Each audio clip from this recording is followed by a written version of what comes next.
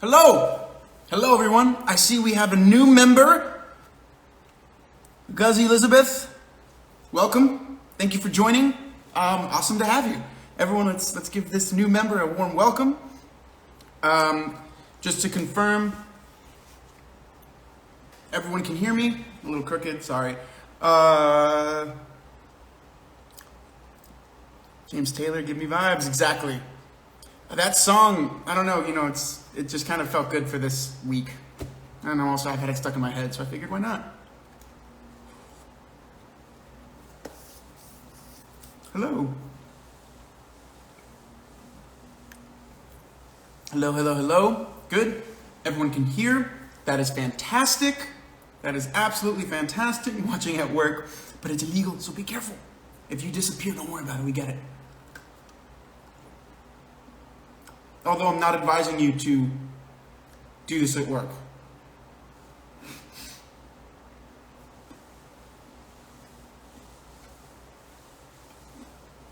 Cool. That's okay, Mara Barkley. If you've read, you've pretty much watched the film. That was my take from it. Yeah, I baked these cookies yesterday. I bought them from like a restaurant where they're like, oh, buy the dough and we'll give them nice little packages and then you bake them. I'm sorry that you guys that some people couldn't find the movie. I recognize that it was difficult. It's an older film. So I baked these cookies thinking they were going to be small, little, delicious cookies. No, they're giant cookies. So now I have like 7 giant cookies that I have to eat. Oh no, but I'm trying to pace myself. Fell asleep 40 minutes into the film. I'd be lying if that didn't happen to me at first. I started it too late. So I wound a little bit and then went back. How could I not eat cookies? I know some of you have food there and I don't know about it. So let's dive right in. For those that watched the movie, a huge thanks for everyone at Bell's Let's Talk Day. Yes, with the views and retweets, over $8 million was raised for mental health services in Canada. Thank you, everyone. That is fantastic. I retweeted. I know, I believe it was Rosende Reads Daily that tweeted it. Either way, run by our member, Maddie McCall. Maddie McCall, thank you for that. That was awesome. Brownies. Part 3 was definitely a rough ending. There are bits that I want to read out loud because I thought the wording was great. There are definitions and stuff, so we'll get to that. But first and foremost, let's bring people into the movie. For those that watched the movie, what were your thoughts? What were your, let's do one-word thoughts of the film. For those that didn't get to watch it, let's try to be as clear as we can, but let's start with one word. What did we think about the film?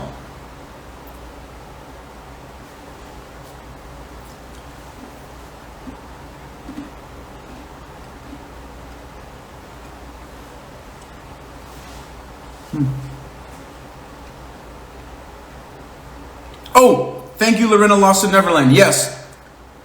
Trigger warning, content warning. We are talking about a book that does detail a very brutal crime that took place in Kansas. So if anyone feels that this may be triggering, don't feel that you have to muscle through it. We completely understand. You can take the day off, take the week off, do whatever you need. You don't need to be here. No one's forcing you. There's no pressure at all.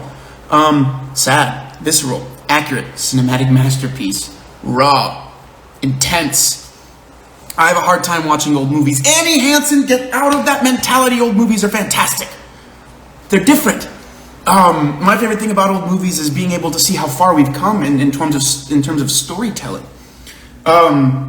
Little things that now I think would be utilized. And then when we will watch Capote, Philip Seymour Hoffman's movie, more about Truman Capote and his writing and discovering of this tale, we'll get to see the difference in the way it's filmed. The differences that have absolutely changed in film since 1965 when the movie came out. 1967 when the movie came out to 2021. It's going to be crazy. Immersing, brutal.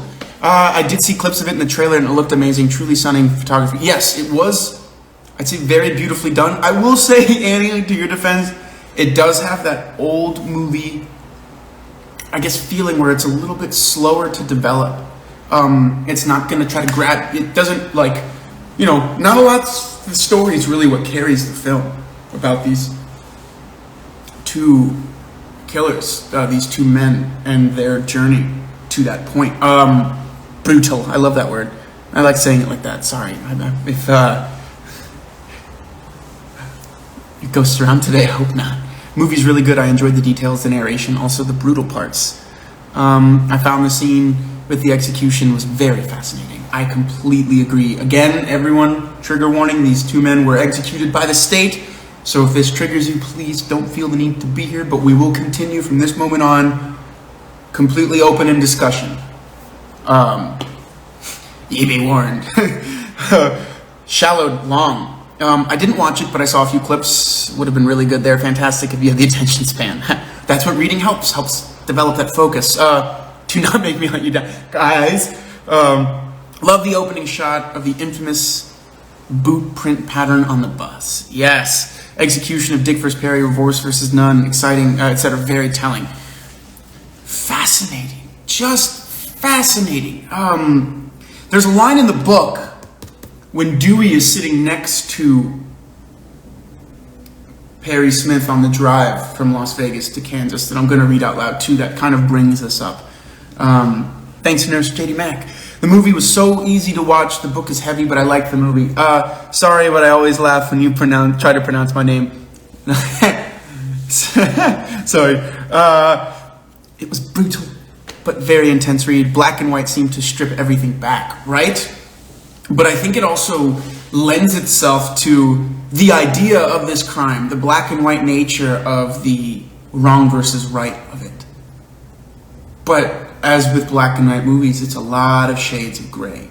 So I think there's something really interesting about this movie lending itself kind of that way to this crime that when asked, most people will say black and white, what they did was absolutely wrong, which I agree with.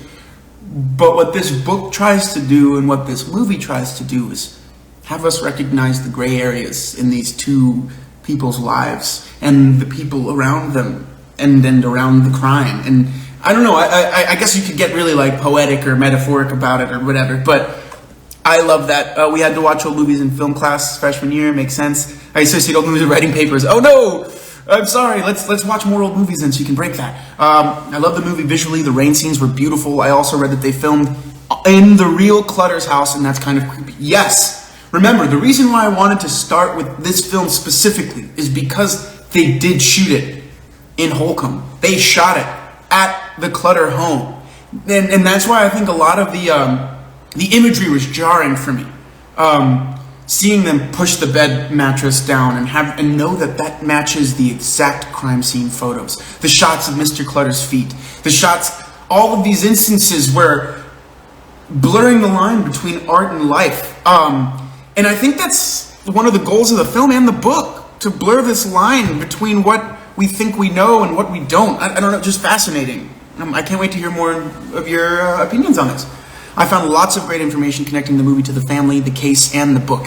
Yes, I mean, even the way in which they chose the actors, my mom was telling me, was interesting.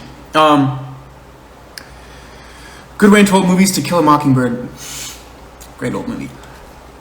I watched the new movie while Maria watched the old one. We had a little chat and compared movies. Yes, Maria tweeted about that. By the way, everyone, if you ever feel the desire to do that, by all means, go, speak, talk, converse, meld minds. I thought it being in black and white was very effective. Agreed, Paula. I can't imagine how they filmed in the house where it happened. The reverence they must have felt inside that home, which I think perfectly encapsulated when, I forgot her name, but the woman was like, something's wrong, I know, I just feel it. Something's missing. Oh, Mr. Clutter never allowed smoking in the house. Oh, I'm sorry. And then he immediately stamped out the cigarette, the detective that was with her. The respect that they had for them in the home, even though these people were long gone. The life that to them still existed there, that deserved their respect. I loved that. That little touch almost brought to reality the nature of what we were seeing. This family taken seemingly before their time. Oh, Lexi, that's okay. You will be missed. Thank you for coming through. The job of Richard Brooks is incredible about this movie. A little bit rude, but impressed me. Really, they filmed it in the Clutter House? Yes. I couldn't feel the fear and sadness I felt while reading the book. Well, I think the sadness is something that kind of escapes you, because I feel when watching the film, you're just kind of shocked and awed. In the same way I think Capote was writing the novel. Shocked and awed. How do people commit this inhumane crime? What leads them to this place? How do they get there? And it's in the book as well, the same part where Dewey is sitting next to Smith talking, he kind of goes into that. He was overwhelmed with sadness. Of course they would be, but it's like you're just shocked the entire time. A train wreck you can't look away from.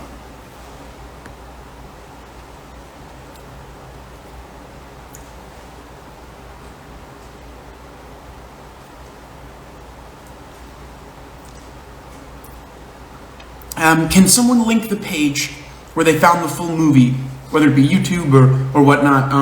I rented it on Amazon. That's how I watched it. The black and white does make it seem creepier.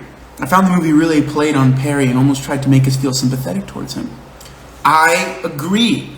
I feel the movie gave him a humanity that the book, although it does a better job at also showing the two sides of who this person was. They even say the erratic compassion, the erratically compassionate person, the big bleeding heart on his sleeve Perry, who was willing to stop on the side of the road to help that old man and then the young boy. The Perry that wouldn't let Hickok sexually mistreat either of the women, but the same Perry that pulled the trigger, the same Perry that committed the first act of violence in the home. Although, technically you could say Hickok did by punching Kenyon in the book. But the act of almost murder was Perry. That duality, that shift, I felt in the book that why you would be fascinated with someone like them. Whereas in the movie, I agree, you were oddly, it's as if Hickok was the bad guy.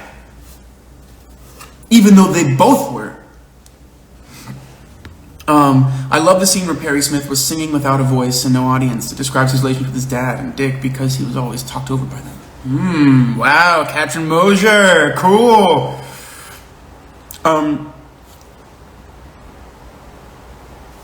What have you always wanted to do but never had the courage? I don't know. It was kind of creepy that it was filming after. I'm so happy the live is today. Good. Guys, checking in to say I can't join today. Oh, I'm my host, Sputnik. Oh, I hope the horse is better. I remember you telling us last time you were helping a horse. Well, the live, hopefully, Instagram doesn't hate us. This book isn't cursed. Will be saved and you can check in later. Thank you for stopping by. Capote actually showed versions of the book to the director before it was finally finished to have its filmability. Yes! Again, one of the reasons why I picked this movie first, not one of the newer ones, is because Capote had a direct hand in this film. Some of the materials that were shared last time on Twitter that I shared were interviews with Capote about this film, and although he wasn't extremely happy with having to dwindle a book of 400 pages or so down into 2 hours, he was still proud of what it brought out. And I think, in essence, if you've read the book, you've seen the movie. I was actually really impressed with how that there were significant parts in the movie, just like the book. The way the story was told matched almost identically, in my mind. It paralleled the plot lines of the movie, and I thought that was really cool. Today's Tessa's birthday. Happy birthday, Tessa! And contrary to Dick, Perry seemed much more emotional and vulnerable. It's almost like he was a simmering fire the whole time. And it just took that the silver dollar. Interesting.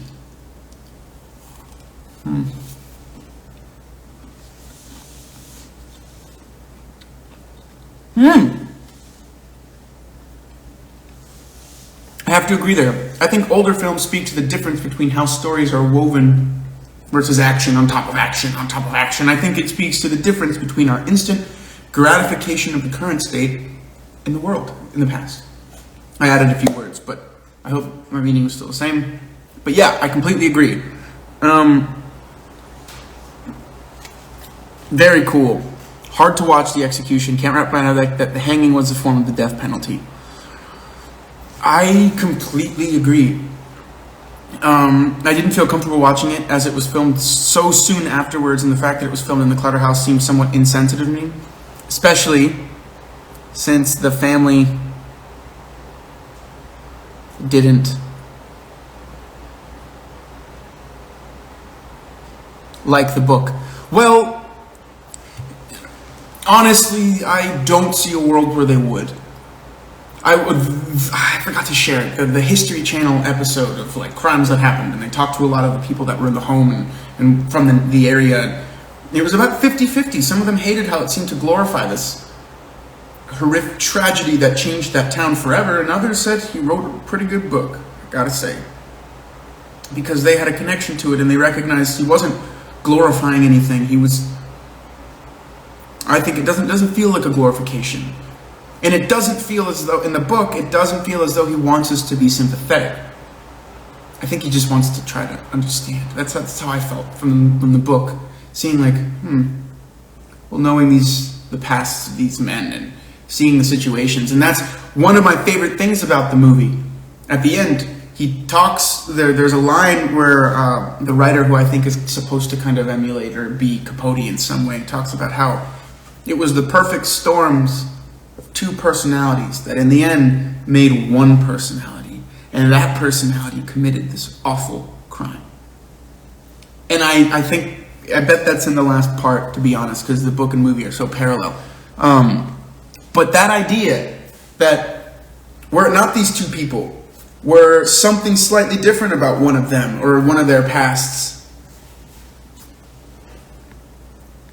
I didn't like the acting of the actor who played Dick. Well, in the late 60s, we were still seeing the transition of acting. We were still seeing the transition from more presentational acting to more acting based in reality. Not reality, connected, I would say.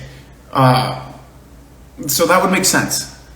I like the actor in the sense that I did not like Dick Hickok.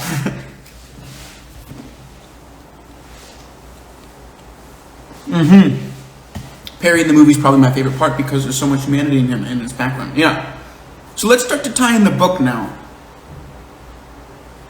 For everyone that gets a taste of the movie, I think if you've read the book, you saw the movie. Maybe not the end.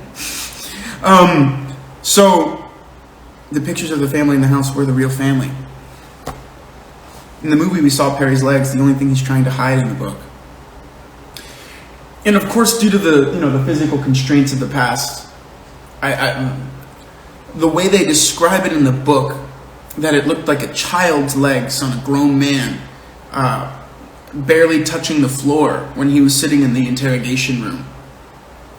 That imagery is so interesting to me, this top-heavy adult with this infantile lower half, this infantile grounding to the world, this poorly developed, brutalized thing that holds him down. It was like a metaphor for his upbringing in his life, this very like nomadic nature he had, the arguments between his parents. It was fascinating. I love the scenes near the end with the reflection on the rain. Perry's face just made it look like he was crying. I look forward to crazy. I didn't have time to watch it. Alberto, it's rare for movies to be shot in the same places they took place for true story films. It depends. I would think so, although it would be rare to shoot them actually in the place where the crime took place. It wouldn't be rare. It wouldn't be strange for them to have exterior shots that are of the actual place. I mean, let's just go to something we all know, and most of us do. Shadowhunters, although based in New York, and we had exterior shots every once in a while of the New York skyline or of something else. We shot it all in Toronto, either in the studio or in locations meant to look like New York. And that seems to be more common, that you would get exterior shots to establish a location and then shoot everything inside. I have a question. Who did kill who? This part is unclear for me. It's unclear for everyone because the story is not fully told. In the movie, it seems as though Perry commits all 4 of the murders. In the book, Dick Hickok says Perry committed all 4 of the murders, but also Perry says, well, I killed the first 2. Hickok killed the women. My personal belief is that that's the reality of it. He killed the men and Hickok killed the women. I think that could be, explained. To me, it was explained by Hickok's kind of treatment of women, his inclinations towards younger women, the inadequacy he may have felt, the things like that have been alluded to in the book. I would think, why would Perry lie? Hickok has a huge ego. Hickok has no guts, as Perry would say. Why would Hickok ever admit to killing 2 people, much less, like, at the time, especially 2 women? Remember, this is the end of the 50s when these murders took place. So, the nuclear family, that idea of what men should do. So I honestly do think that Perry doesn't have a reason to lie at that point. I mean, he even stopped Hickok from abusing the women. So it would make sense to me that Perry's version holds water there, whereas Hickok's doesn't. Felt sorry for Dick's dad and also for Perry's. Even in the book, he doesn't seem so nice, but he believes so much in his son and he has a good heart. Well, I feel that was more of a reflection on him. He was hoping that he put that onto his son, but if he couldn't convince himself that his son was that way, that means he might not have been. And I think that's why he was like, no, Perry. Perry's a great heart, because I told him to have a great heart, and if he doesn't, it means it might have been my fault. I think there's something in there. To be honest with y'all, I kind of felt bad for Perry. He showed regret and didn't deserve death in any way. I feel honestly sad about his death, even though he was a killer. I will say that's a huge moral conundrum for me. I don't agree with capital punishment. And I often fear having to be on a jury where something like that could happen. But I don't know, I'm definitely not empathetic with him. I'm sympathetic to the life he had, to the soil in which that seed grew, right? The lack of proper nourishment and all of that. You can make a metaphor to seeds and growth. Yeah, I feel bad for that. But in every opportunity he had, in the book, he describes he went outside to put the radio and the binoculars he stole. And he had a moment, why don't I just walk away? Why don't I just walk and hitch on out of there? Why didn't he? Why was he already so convinced he's already in?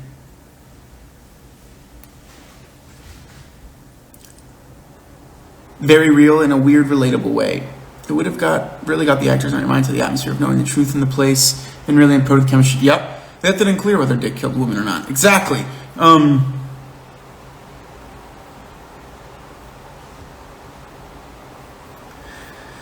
I thought how they seemed to more graphically show Perry's execution when he was the one who showed remorse was interesting and cinematic.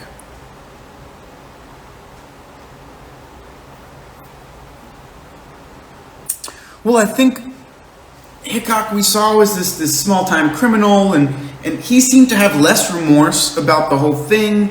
He seemed to be enjoying the attention. Smith was the real... Who are you? How can someone who doesn't like when Hickok runs dogs over, and who was willing to help this boy and old man who couldn't help them worth anything on first sight, who stopped Hickok from abusing women, who had dreams of finding treasure, infantile dreams, like how did you commit such a heinous crime and know it was wrong? He was the one that says people don't get away with things like this. Something's wrong with us. I agree. Interesting choice. Let's talk about that word. The reflection of the rain on Perry's face at the end of the movie was so cinematic. What does that mean, cinematic? Does it mean it looked like it was in a movie? Because it was. So I want us to dive in. That word I think is a beautiful word, but I think it's not as specific as we could get. What was it that made it cinematic? Was it the juxtaposition, the raining outside, literally tears falling from the sky where there were none on Perry's face? Was it the shadows that came down? What makes something cinematic? Whenever we use that word, I want us to dive in past that word. Because while that word has its place, I find it often allows us to put a blanket over something that if we take off in mind, we might get deeper and then understand why that image becomes cinematic. This is something I learned from my brother. So let's keep diving into that. In an interview, Capote said the actors playing Dick and Perry got so into the roles that they sometimes thought they were actually the two killers. Whoa, that's pretty scary. I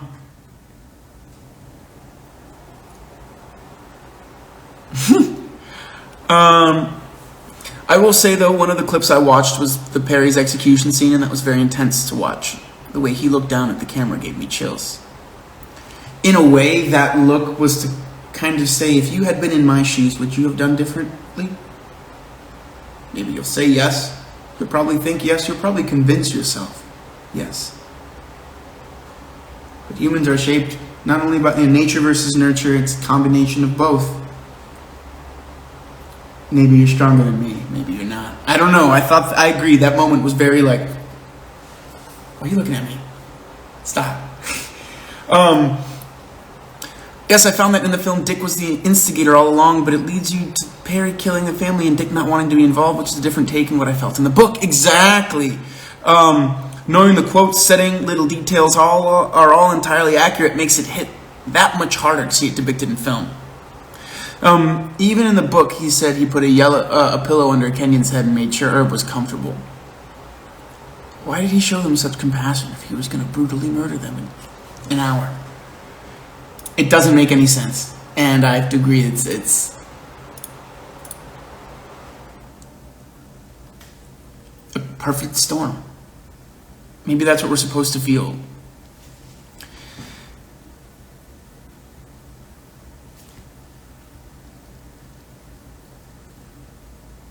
It makes a character come across with so much more depth. Okay, black and white cinematography brings so much more drama and a stronger psychological strength to scenes. Cool.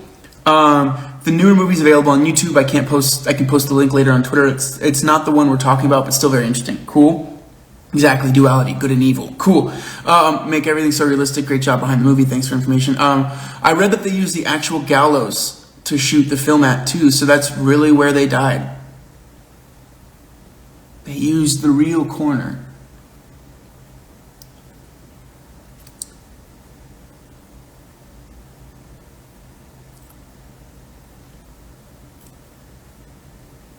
Oh my goodness, Annie. I'm not going to read that one out loud, but wow. The book is cursed, the book is cursed. The common fact that even amongst criminals there are certain crimes that they consider unacceptable. It's interesting. I agree. Remember everyone, we're here to talk about the book. We're here to talk about In Cold Blood by Truman Capote. And the movie, the 1967 movie, directed by Richard Brooks, In Cold Blood.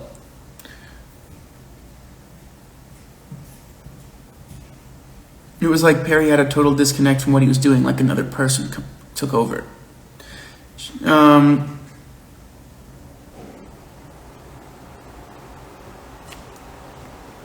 Okay. They shot the trial scene in the real courtroom with 6 of the actual jurors from the case.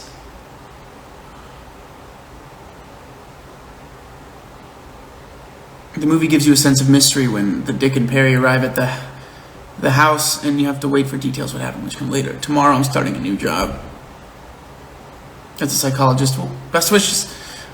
So thankful for everyone in this discussion today. Put my daughter on a plane to go across the country for school. Proud of her, but sad to have her so far away now. Oh, I remember that moment with my parents. Bet she'll be great. And good on you too. I know this is probably a difficult time, having to let go like that or recognize that. So good for you.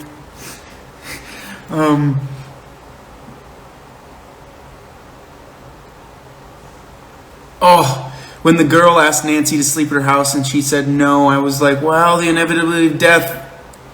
It's almost like when your time is up, your time is up.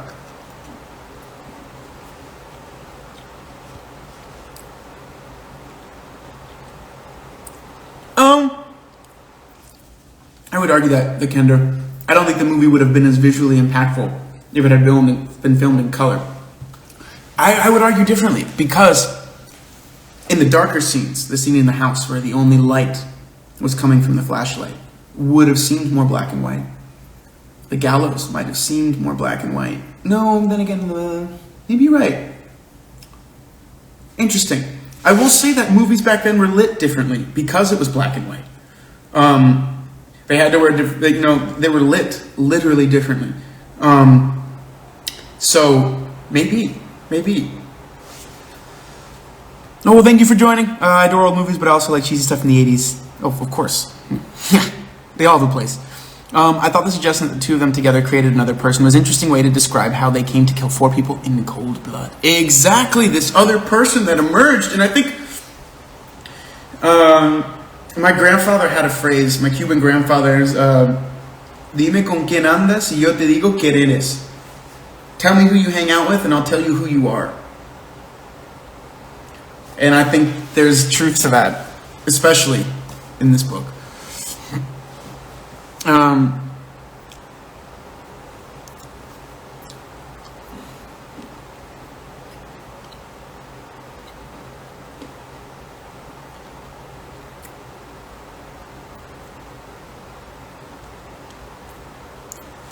In the book, Perry read a clip from a newspaper about the Walker. The hell was that? Did you guys hear that? Stella's over there. It's cursed. It's cursed. No, but Perry read a clip about the Walker murders and I got serious chills. There's something about those Walker murders. The fact that they were both in Tallahassee, not far from where those murders took place. It makes you kind of think, what if Perry got out in the night and did something again, but never is going to admit it? He had to recreate it. I don't know. In my mind, immediately, I thought that they did it again. I thought that one of them did it again. This time with only one person.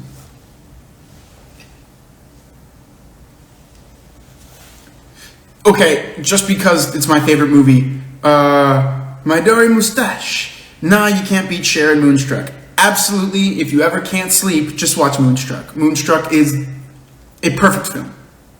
It's not even an argument. You can say you don't agree and you're wrong. No, it's just my favorite movie. I've seen it a million times and I have to agree. That movie's, I watch it every time it's on. I feel like I'm really behind in comments, so I'm gonna scroll down. Sorry, I'm skipping a lot.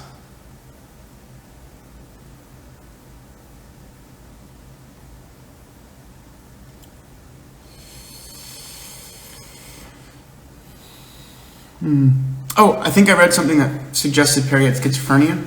I don't know why that's ringing a bell right now.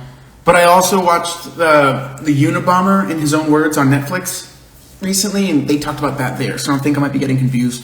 Or the rain trying to wash away Perry's sins before his execution. And also all of the other walls that people had built, the 4 walls that people had built around them, who they might have been. Remember how the police officers and the detectives were shocked. They're like, oh, I thought Dick Hickok would have been bigger. Not this little kid, 27, but still a kid. And Perry Smith, this,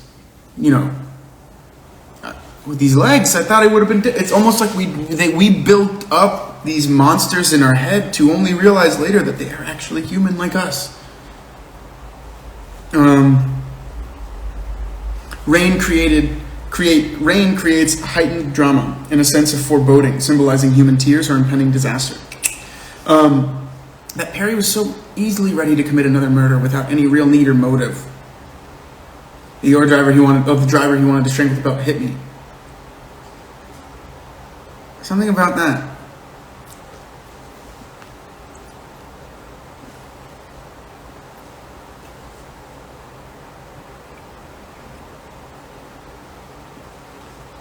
Alright, let's go into the bottom.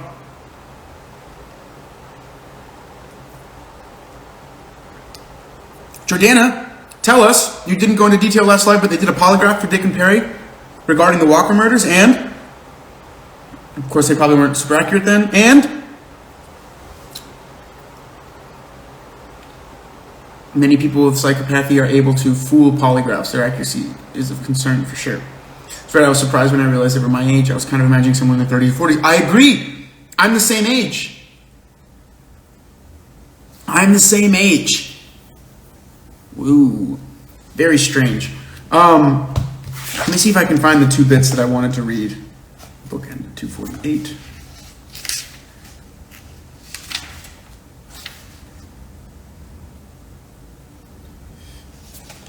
All right, I'm going to read again.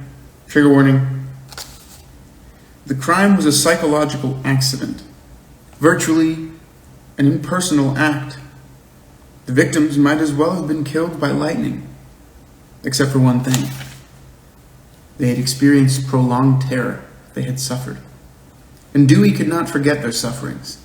Nonetheless, he found it possible to look at the man beside him without anger, with rather a measure of sympathy. For Perry Smith's life had been no bed of roses, but pitiful, an ugly and lonely progress toward one mirage, then another. Dewey's sympathy, however, was not deep enough to accommodate either forgiveness or mercy. He hoped to see Perry and his partner hanged back to back.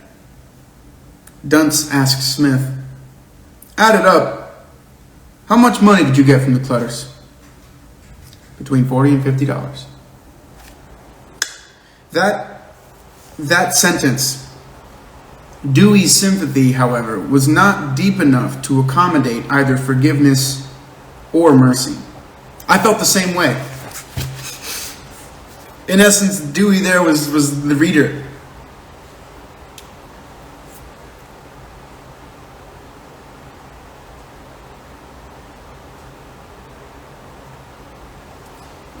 Interesting fact is that small things were stolen from the Walkers too, including their marriage certificate.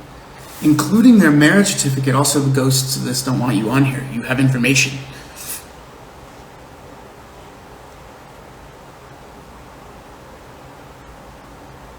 He was us. Totally agreed. I have to say, why would they steal a marriage certificate? I don't know. They both had failed marriages, Perry and... no, not Perry, but Dick did. I wonder if the young boy and his grandfather had realized who had even given them a lift. Honestly, the way that boy was described,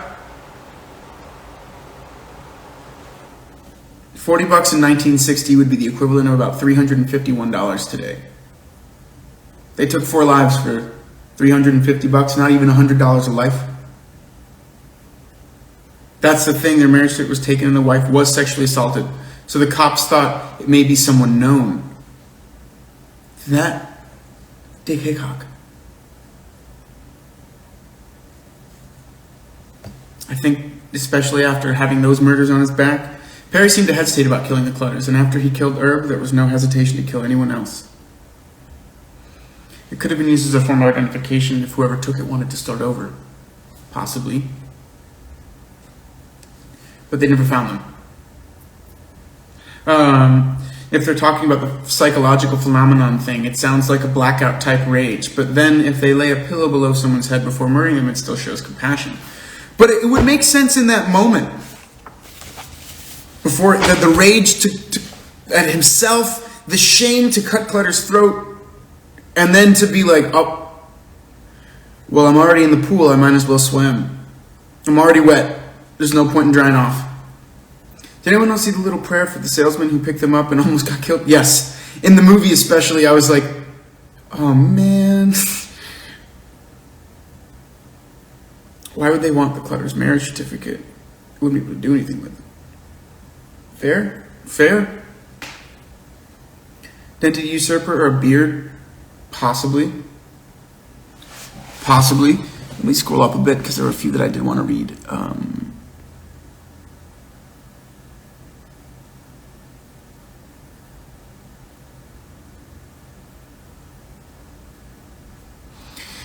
Anyone that's going to have trouble falling asleep tonight, just watch Moonstruck before bed and you'll feel happy. A la familia! You'll feel great, trust me. A souvenir. I don't know. There's another sentence that I really liked. And it's a couple of sentences strung together.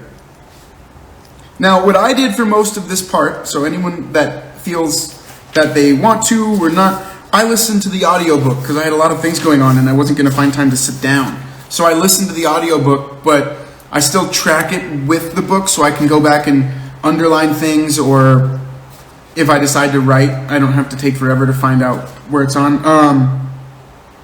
So this is from Answer.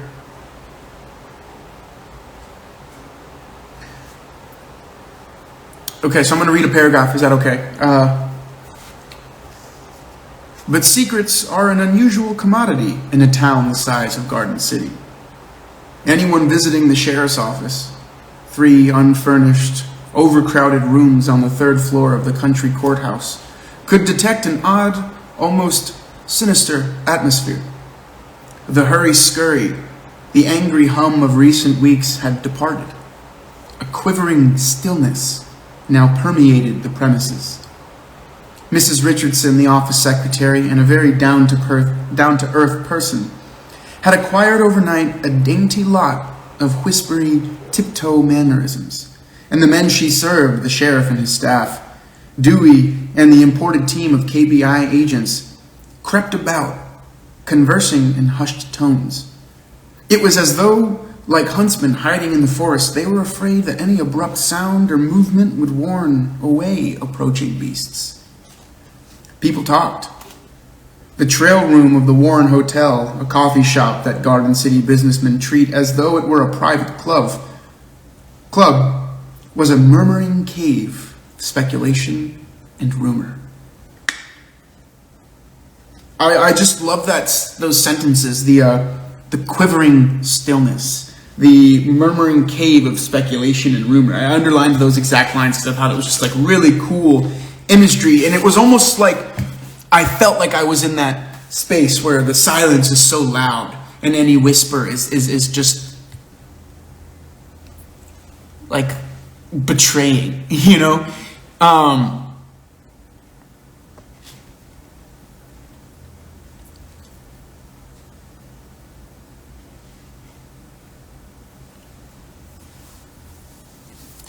They murdered a lot more than the Clutters. They murdered the innocence of that town. I completely agree. And honestly, I think that was their biggest crime. Because killing the innocence of the heart of America, the middle of the country, where people would say the soul of America lives, right? The Midwest. They murdered the innocence of the country. And in essence, you could say, by writing in cold blood, Truman Capote stapled that so no one could forget it. I think we do have to be careful about the art we make. Interesting. I like this line. Envy was constantly with him. The enemy was anyone who was someone he wanted to be or who had anything he wanted to have.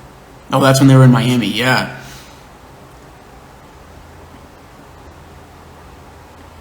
Yeah, let's talk quotes. Any other quotes that anyone read? Any turns of phrase they thought were wonderful? Because I do have to say, one of the things Capote has been praised about this book is writing the, I had like a cough come, is that he wrote this non-fiction tale with this beautiful fiction-like prose. This ability to completely bring us into this world where things really happened. Like, normally we read or watch, true crime stories, and since they're narrated by detectives or people that very much tend to talk with facts, they don't use flowery language. They are direct, and this was still direct, but it gave us a greater sense of what we were living in, the world in which we were, hanging out with these two people who ended up committing this egregious crime. Jordana, if you wouldn't mind putting a tweet or like a tweet thread with one or two tweets with your little talk with like your little tidbits about the Walker family and that, just so that we can share it, and maybe I'll even take screenshots of it and put it in the story, because I know Instagram kept kicking you off. So if you wouldn't mind doing that, that'd be awesome. The home of Smith's sister, who shall here be known as Miss Frederick Johnson. I thought that was very telling as well. I'm sorry, not a quote. But when Perry shares that he told Dick the story about killing the black man as his test so he would know if he ever talked, that was so calculating. Well, I think it was calculating at the time. I need to get this guy's trust. I don't want him to think he can mess with me. I don't want to think he can try to screw me over. We're in prison. No. Know that I'm capable of terrible things. So don't mess with me. And then later on it became this safety net. Oh, well, now I know. Because if he ever tries to get me off the hook, he's gonna try to bury me. And I'll know. Running a race without a finish line. But they were so innocent because they were unaware of the bad things in the world. It was interesting. And it's funny. Humans, we have this idea that bad things happen for a reason. And while we like to believe that, and it gives us calm and pause, sometimes bad things happen.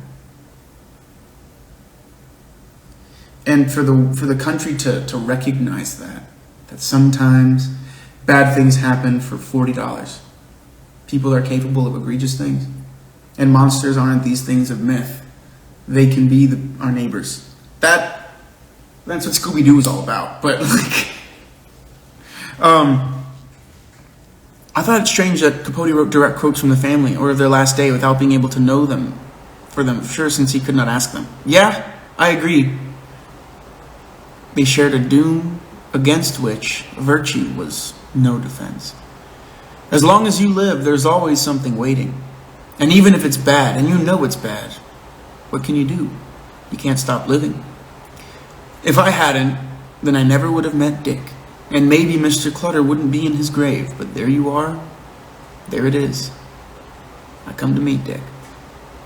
The suspect underwent an intense, visible reaction. He turned gray. His eyes twitched.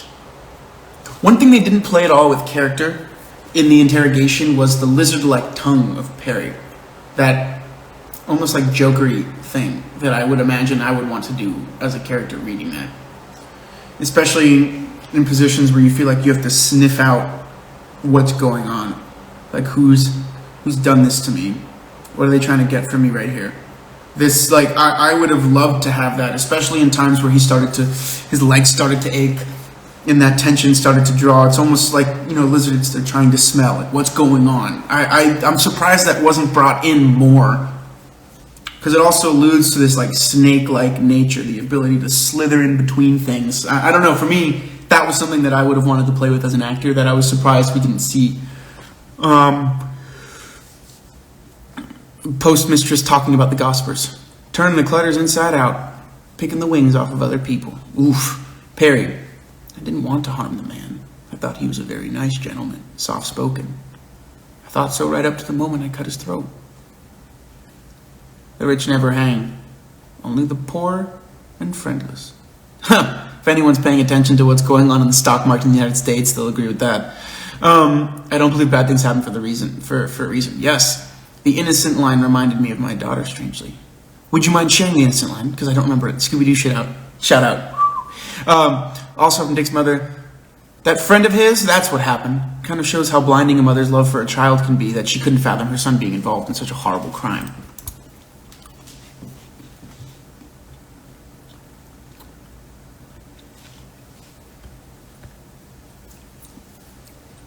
Innocence is ignorance in a way. I mean, I'm not going to lie, but yeah. Perry was very domineering and coercive. Humans are so ill-equipped for peace. Oof. So we're watching another movie for next week, possibly. Yo, GameStop. I know, dude. And also, like, Robin Hood. Sorry. But, like, Robin Hood. What the hell, dude? That's not what this live is about.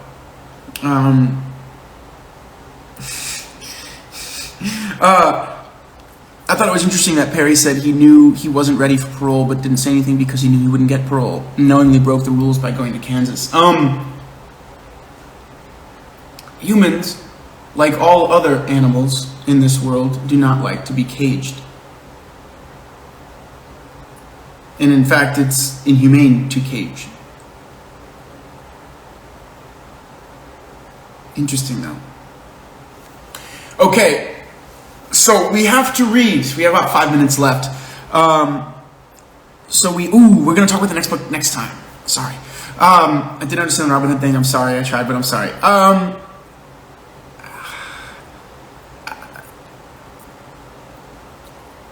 Essentially what happened is this company, this hedge fund, saw that GameStop, they thought it was going to fail. So they bet on GameStop to fail. They put a lot of money behind them failing. And people noticed that they put a lot of money behind them failing. So they're like, well, if we make GameStop succeed, we can make more money and then really, mess with this group of people who are betting on an American business that employs American people to fail. That's not cool. You shouldn't bet on people to fail. So they attacked them back. Well, Robinhood's parent companies were this company that was set to lose a lot of money. So Robinhood halted trading for the average person for like 50 stocks.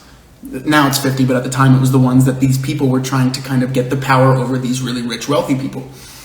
In doing so, they manipulated the market. And it's like coercion. That's the basic sense. The next book is So You Want to Talk About Race by Ijoma Olowu. I'm very excited to read her book. We will have more information next week. Now, for next week, we are finishing In Cold Blood. All right, we are finishing this wonderful novel, and we will watch Capote, Philip Seymour Hoffman's movie, where he plays Truman Capote. It was his Oscar-winning role. Brilliant work, by the way, by him.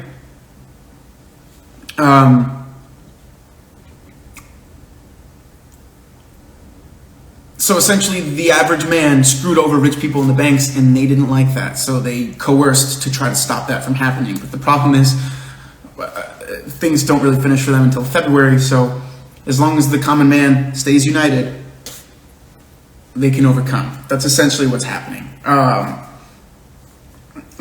I think people should go to prison. But then again, like Perry says, the only people that hang are poor people and the friendless. So we're going to finish the book and we're going to watch Capote. I haven't seen the other 1996 version. I'm hesitant to have us watch 2 movies. Then again, I know all of us watch a lot of movies anyway. So, let me look to make sure it's that one. It's the one that I'm talking about is called Capote with Philip Seymour Hoffman. I want to watch that one with everyone.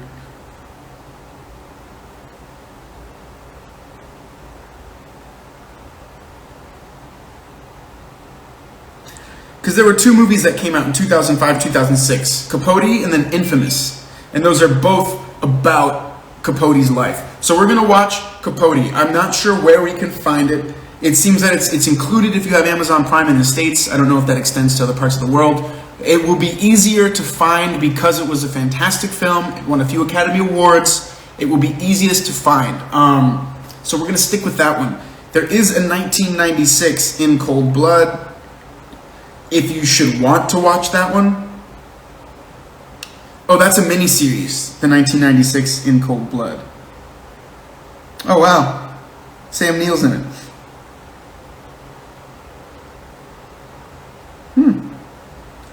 A lot of pretty good people are in it.